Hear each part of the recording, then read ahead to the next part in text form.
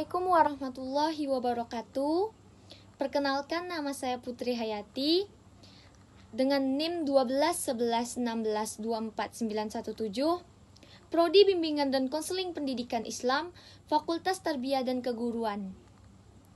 Mata kuliah Psikologi Umum, dosen pengampu Ibu Suci Habibah MPD.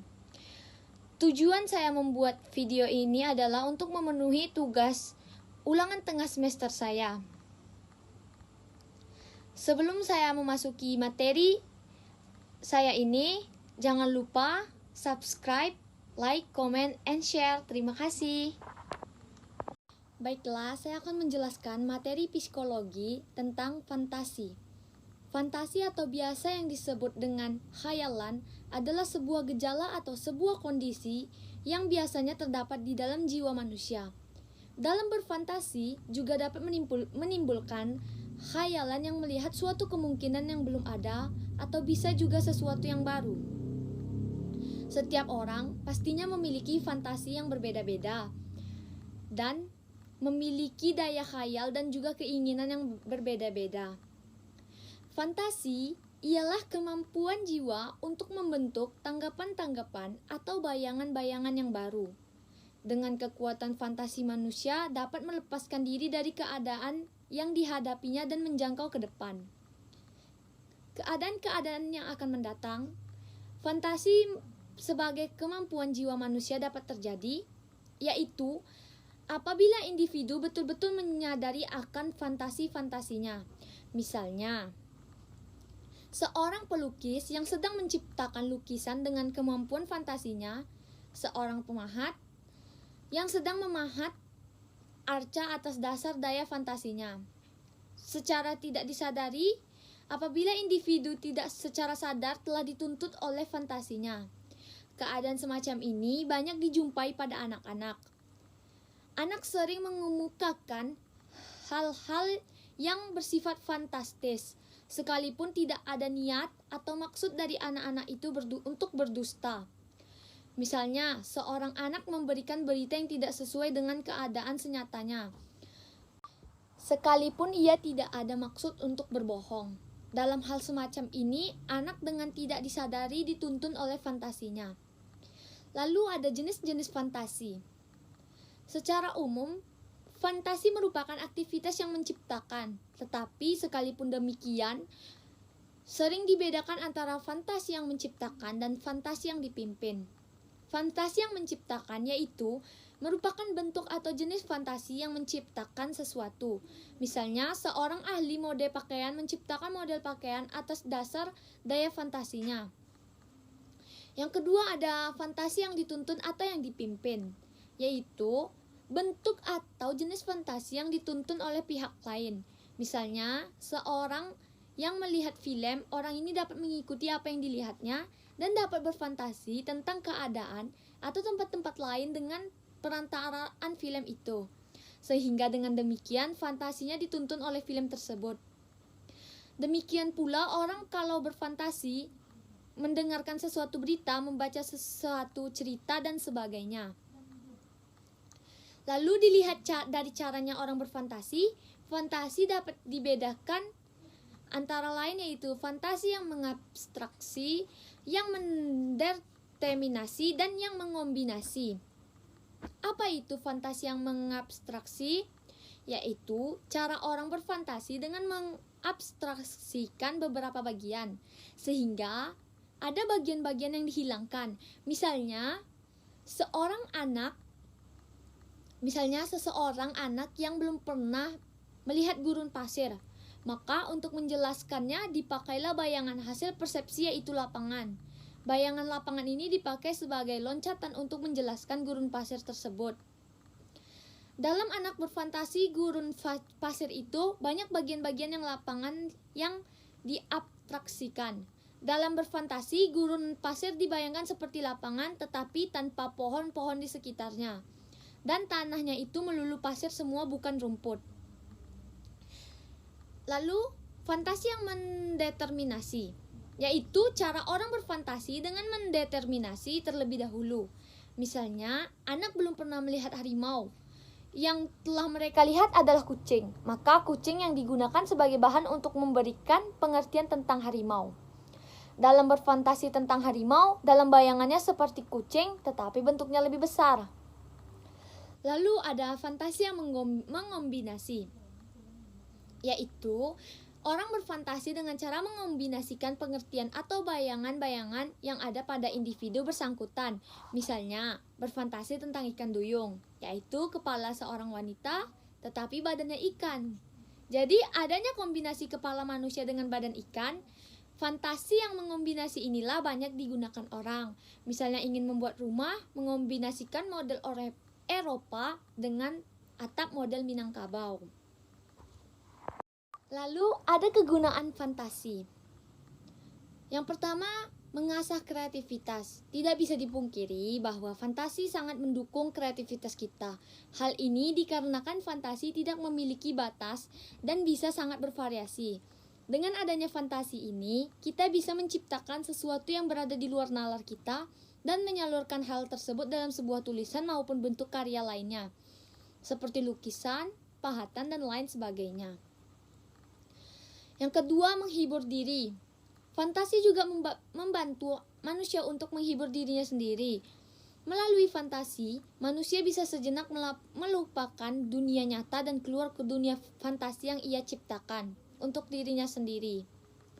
Hal ini bisa membuat manusia tersebut merasakan kebahagiaan karena seolah-olah dia hidup sesuai keinginannya dan terlepas dari beban apapun yang dialaminya. Namun, hal ini harus dibatasi agar tidak mengganggu keseimbangan mental. Yang ketiga, masuk ke dunia imajiner. Dengan daya fantasi, manusia bisa masuk ke dalam dunia imajiner. Misalnya ketika seseorang sedang membaca novel fiksi, dia bisa membayangkan kejadian yang dibacanya. Meski kejadian tersebut tidak masuk akal atau tidak benar-benar terjadi di dunia nyata. Yang keempat, membantu menyelesaikan masalah. Membantu seseorang manusia menyelesaikan masalah, hal ini dalam artian manusia bisa membayangkan dampak dari banyaknya opsi yang ada di hadapannya. Meski dampak tersebut belum bisa dirasakan saat itu juga. Oleh karena itu, dengan adanya fantasi, manusia bisa membayangkan seolah-olah dia telah mengambil keputusan tertentu dan membayangkan apa yang terjadi jika dia bertindak demikian. Yang kelima, memberi dorongan atau motivasi. Fantasi juga bisa memberikan dorongan atau motivasi kepada seseorang untuk meraih keinginannya. Melalui fantasi inilah seseorang bisa memvisualisasikan keinginan ataupun tujuan hidupnya.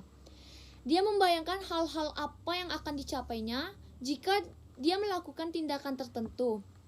Hal ini tentu akan membuat motivasi seseorang semakin kuat dan dia menjadi lebih bersemangat meraih tujuannya. Yang keenam, menumbuhkan rasa simpati. Kita juga bisa menumbuhkan rasa simpati dengan adanya fantasi di dalam diri kita. Fantasi akan membuat kita bisa membayangkan dan menempatkan diri kita di posisi orang lain. Tentu proses ini akan membuat kita bisa merasakan seseorang atau orang lain dan menumbuhkan rasa simpati di dalam diri kita. Lalu yang ketujuh, membuat target hidup. Telah dibahas secara singkat sebelumnya bahwa melalui fantasi kita bisa membayangkan kehidupan yang kita inginkan di masa depan. Maka, dengan fantasi ini pula bisa membuat target dan tujuan hidup kita, baik dalam jangka pendek maupun dalam jangka panjang.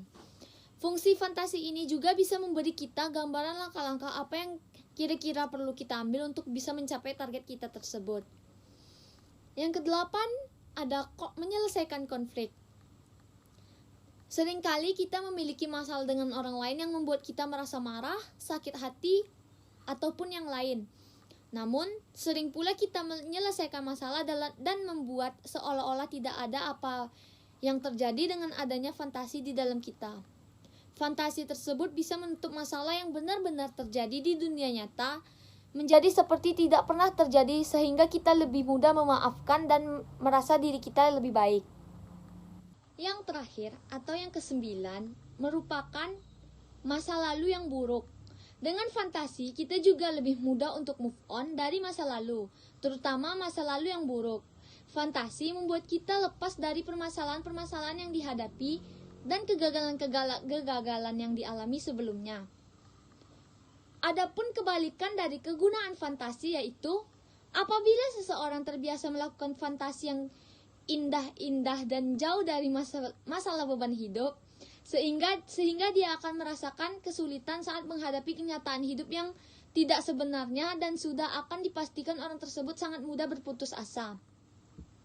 Dan fantasi pun tidak selamanya buruk. Namun hal ini apabila seseorang terlalu sering berfantasi, dia akan banyak berdusta apabila pada anak kecil yang notabene belum begitu paham mengenai semua peristiwa maupun kejadian-kejadian. Apabila fantasi dilakukan tanpa pimpinan dan aturan yang tepat, akan berlangsung sangat jauh dan malah akan semakin liar. Hal tersebut bisa sampai terjadi penyakit kejiwaan ringan dan mengganggu kejiwaan dari seseorang tersebut. Lalu ada faktor-faktor yang mempengaruhi fantasi. Yang pertama, kurang adanya penggunaan waktu kosong, adanya harapan-harapan atau cita-cita yang tinggi terhadap fantasi tersebut, lalu adanya kesulitan memecahkan masalah, adanya berbagai macam kelemahan pribadi, adanya perasaan pesimis terhadap masa depan, dan tidak adanya kesibukan yang menentu. Jadi, kesimpulan yang bisa kita ambil dari materi fantasi ini yaitu persamaan fantasi sesuatu yang kita hadirkan dalam pikiran kita dan melihat objek-objek tertentu seolah-olah kita berada posisi tertentu, namun terkadang dalam khayalan ada hal yang tidak masuk di akal, itu kita khayalkan. Kalau fantasi itu melihat bahwa diri kita ini pada suatu situasi sama dengan khayalan, jadi kita ngerasain itu kayak kita ngerasain hal yang baru. Kita bisa melihat masa depan, belum tentu hal itu terjadi di masa depan maupun terjadi di masa yang akan datang. Fantasi adalah sebuah kemampuan kita dalam memberikan tanggapan atau semacam memikirkan tentang hal-hal yang baru dan tidak menutup kemungkinan akan terjadi di masa yang akan datang. Jadi fantasi itu membuat kita membawa kepada masa depan, bisa menjangkau hal-hal ke depannya. Kadang-kadang bisa melihat keadaan di masa yang akan mendatang, sehingga memang kita ini karena tingkah laku ataupun sesuatu karya yang kita lakukan itu dimulai dengan berfantasi. Contohnya saja pelukis, dia akan berfantasi bagaimana cara ia melukis pemandangan yang sesuai dengan fantasi dia. Mungkin itu saja yang dapat saya sampaikan, lebih dan kurang saya mohon maaf. Assalamualaikum warahmatullahi wabarakatuh. Sekian, terima kasih.